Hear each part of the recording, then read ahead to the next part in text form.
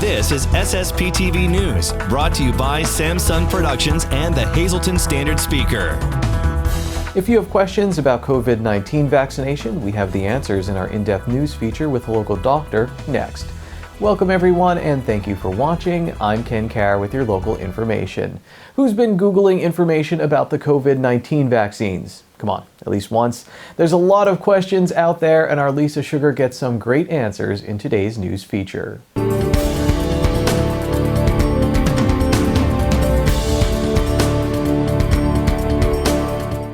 Today, I'm pleased to be talking with Dr. Jody Lenko, who is the Vice Chair of the Department of Medicine for Lehigh Valley Hospital, Hazleton.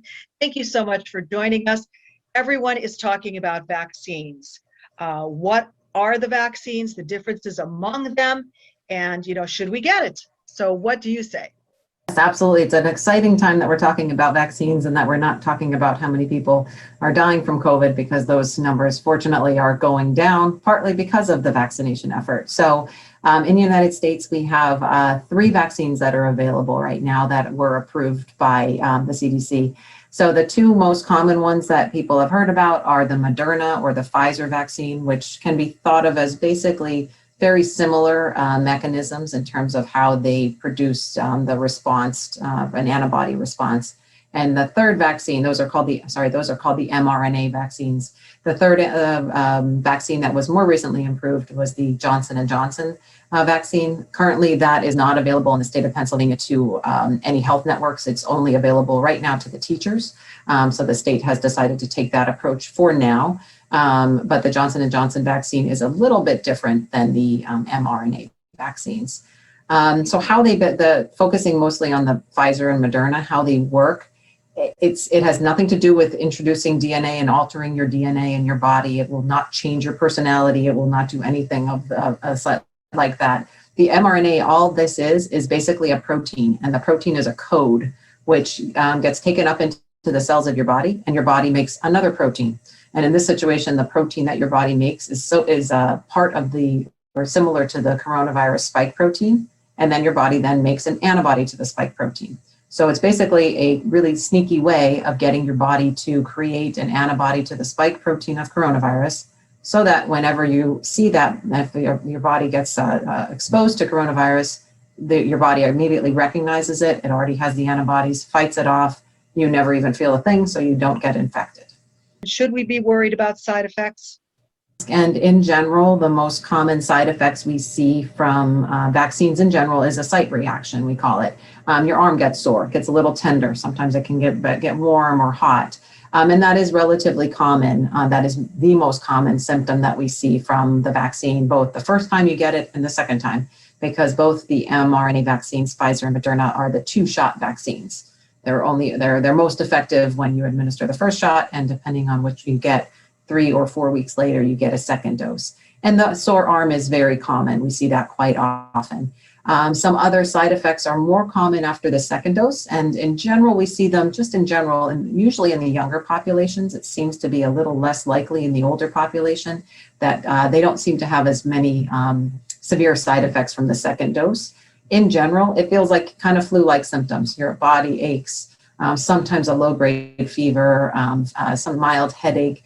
It's not severe usually, and these are relatively common, but the symptoms last for maybe a day, if that, and then they're gone. So those are the most common side effects that we're seeing from both the mRNA vaccines. Tell us how people can get in line, for the vaccine, how they can register. Go to lvhn.org, and on there will be a link to sign up to the My LVHN portal. That will give you direct access to when you are available to schedule the vaccine, determining which category you're in, and also when there's slots available in all of our system, regardless if it's in Hazleton or Schuylkill or Pocono.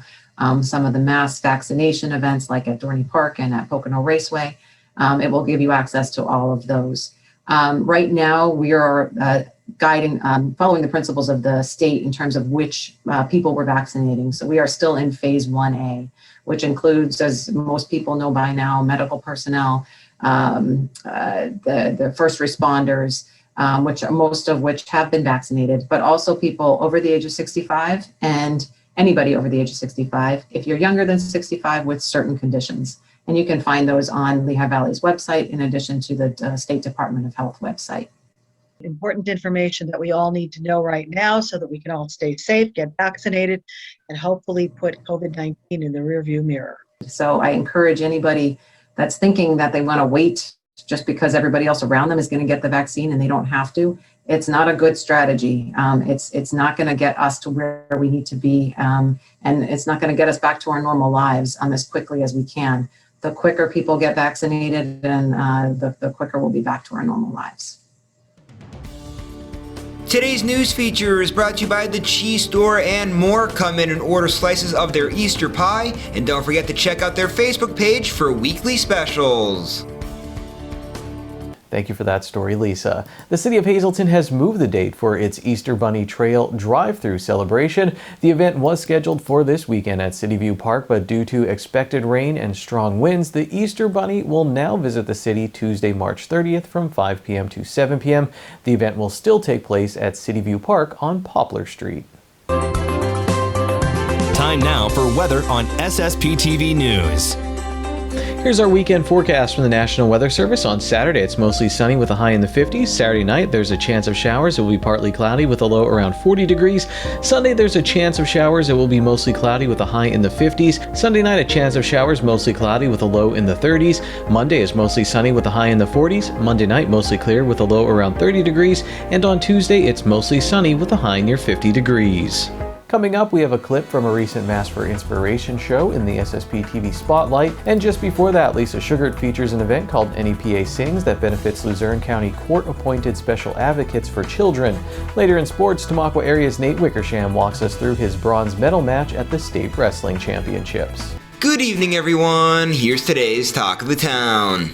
Happy birthday to Andra Juba Marquez, who turns 93 on Sunday. May God bless you with many more years of health and happiness. Love your family and friends. The Lataf MS Foundation will be hosting a takeout spaghetti dinner at the Hazleton Elks Lodge on Sunday from 11 a.m. until 4 p.m. Dinners will be $12. If you would like to place an order, you can call 570-401-5956. MMI Prep will hold their entrance exam and visitation day on Saturday, March 27th at 9 a.m. For more information, you can visit mmiprep.org. The Miss Greater Hazleton Scholarship Organization will be bringing an Easter egg hunt to you with their Egg My Yard fundraiser. You must register for the event by March 29th. To register, you can visit missgreaterhazelton.weebly.org. And that's today's Talk of the Town.